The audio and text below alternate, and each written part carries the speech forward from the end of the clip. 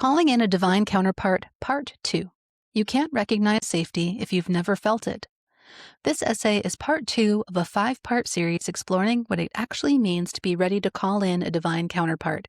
In part 1, I question the longing itself, why, if the work is internal, the desire for partnership still calls so strongly, and how culturally we confuse fate with readiness. If you haven't read it yet, I recommend starting there.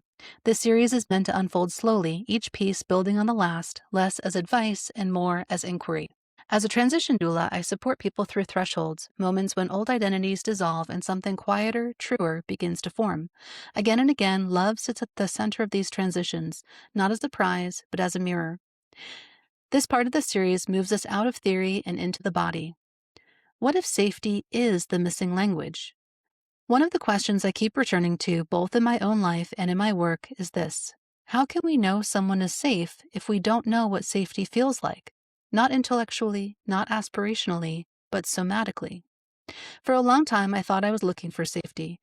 What I was actually doing was defining it narrowly based on what had once been broken. In my marriage, I believed safety meant fidelity. My parents' relationship had been torn apart by infidelity, and so I unconsciously anchored safety to the idea that if my partner didn't cheat, we were secure. Later, I thought I found safety in physical guidance, being carefully led through the jungle in Costa Rica, trusting someone else to watch where I stepped to keep me from harm. And yet, that sense of safety evaporated quickly. I learned that physical protection is only one small piece of the equation. I even returned to monogamy after exploring polyamory, believing that union would feel more sacred if it were shared with one person, that narrowing the container would create depth, meaning, ground. But the deep feeling of safety I was searching for was still missing. What I didn't yet understand was this: I was searching for safety externally without knowing how to recognize it internally. When intensity masquerades as intimacy. So many of us say we want relationships that feel grounded, steady, and secure, yet our nervous systems have been trained in an entirely different dialect. We learned love through vigilance, through bracing, through reading the room, through managing emotional terrain that wasn't ours to manage. Over time, that state of alertness became familiar enough to masquerade as intimacy. If your nervous system learned early that love required effort or anticipation, calm can feel suspicious. Ease can feel empty. Consistency can feel like something is missing. This is why we sometimes override the very love we asked for, not because it's wrong, but because it doesn't match the internal map we've been navigating by. Safety is a felt experience, not a decision.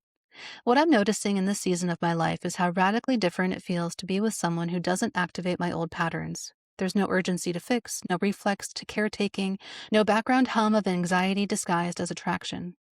And what surprised me most was this: my body didn't rush forward. It stayed.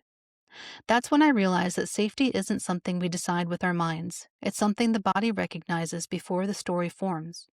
Safety feels like breath moving lower, shoulders dropping without effort, thoughts slowing instead of spiraling, the absence of performance. Safety doesn't mean the absence of conflict. It means presence of repair without self-abandonment. Preparing for love is about capacity, not structure.